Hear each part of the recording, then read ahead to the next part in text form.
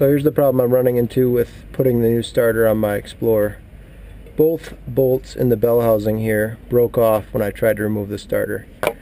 I got this one drilled out with an electric hand drill, but the other one, the drill won't reach up there because there's not enough room.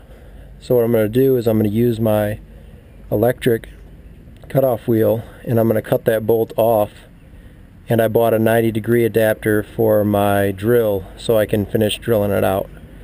I'll probably go through a whole nother pack of drill bits doing it, but I don't have access to air tools, otherwise I'd use those.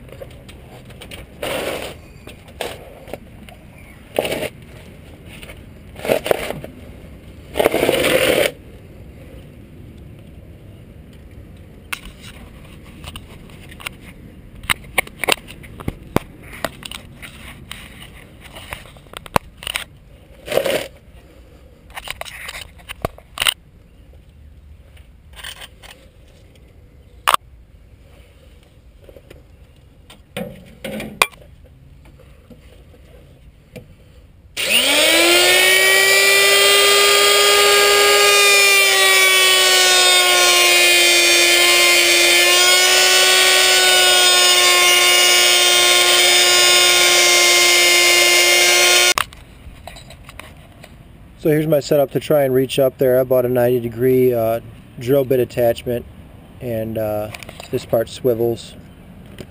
So hopefully I'll be able to reach up there and cut out the rest of that bolt so I can get that starter installed.